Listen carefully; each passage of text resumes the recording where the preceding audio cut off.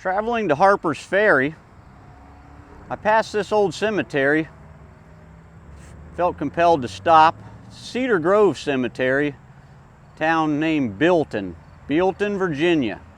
Thought this might be a great opportunity to highlight the condition of veteran headstones in the state of Virginia.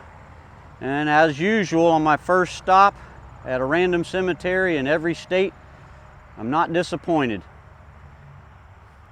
This is a white marble headstone, Confederate style, issued by the National Cemetery Administration. No different than the rest of them. They're forgotten. We have a tremendous amount of history to be found in our cemeteries all across America. The stories that these headstones tell is something that we need to all remember. So history is important. We can't name our 8 great-grandparents, but they were here, they were people, they were on earth, and they gave you life. And this is a World War II veteran. How does that make you feel? This is what they look like in your state, Virginia.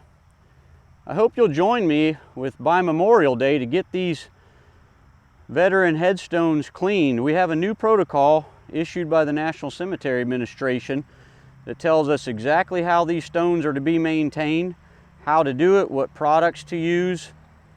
We do no harm to the stone, but this is not acceptable. This is disrespectful, and it's an indication of where we've come as a country.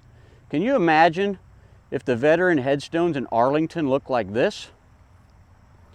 Well, I'm going to share with you a story here in this cemetery that I hope will move you to, as I say, get up off your couch and help me do something about this. We need a volunteer to step forward and adopt every veteran grave in America and get these headstones cleaned. And where's the American flag? I've proposed an amendment to the United States Flag Code that would allow a flag to be displayed at a veteran's grave 365 days a year without the need for illumination during the hours of darkness. I don't think it's too much to ask for $4 a year for a volunteer to come out here and keep a flag flying at this veteran's grave, and this stone should not look like this. I always wondered what it would be like to visit with Moses. Had no idea that today I would get that opportunity to share some moments with Moses R. White. He was a corporal in the 353rd Infantry Regiment, part of the 89th Infantry Division.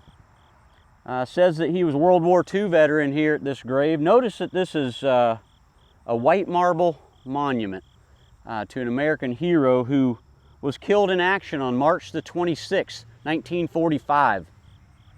So I want to share with you how I learned the stories behind these men and women in these cemeteries that are buried beneath these forgotten headstones that are just neglected with just disgust. It's pathetic what we've allowed to have happen, and I don't think it's because America doesn't care. It's just these things are out of sight, out of mind. So I hope that by sharing this with you, I can raise awareness to the point where you'll take action and you'll come out and volunteer to take care of one of these veteran headstones. And notice there's no flag.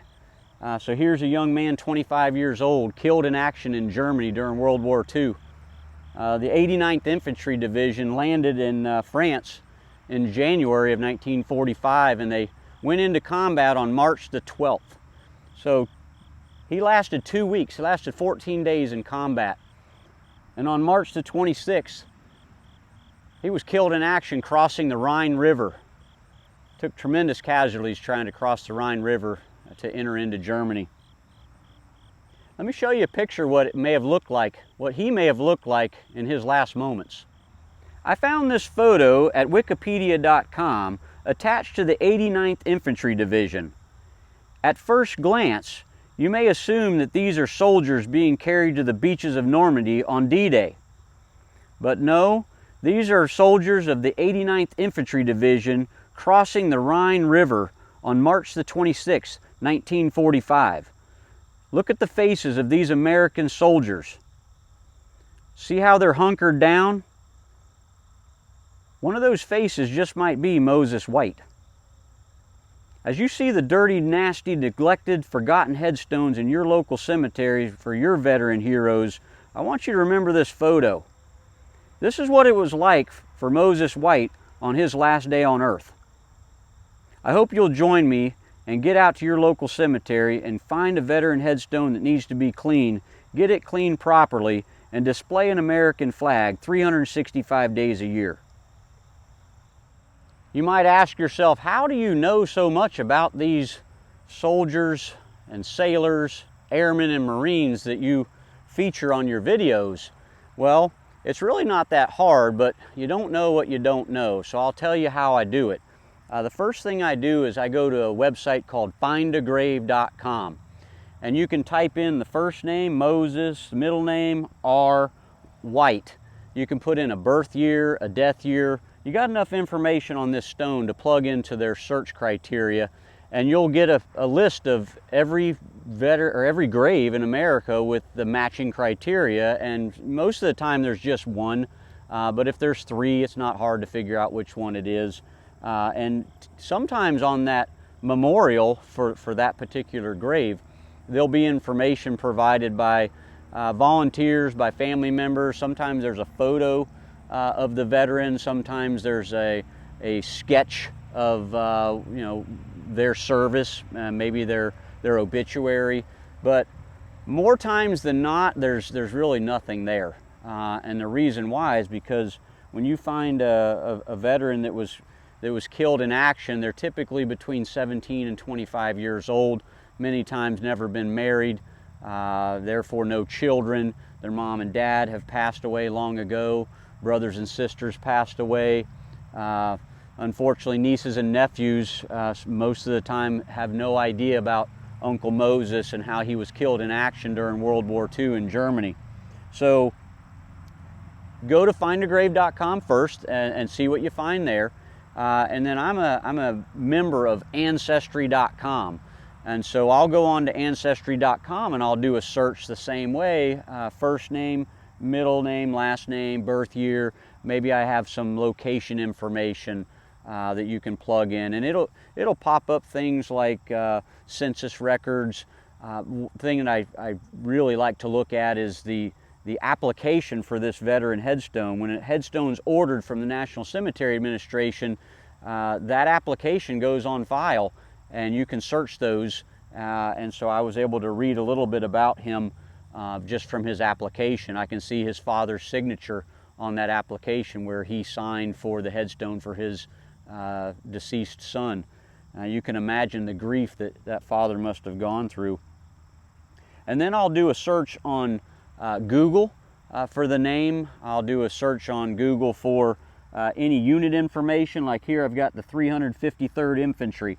I happen to know a little bit about that because my grandfather was in World War II. He landed at Normandy, and so I kind of know how the numbers of the infantry regiments work and how the divisions work. So this is a regiment, 353rd Infantry Regiment.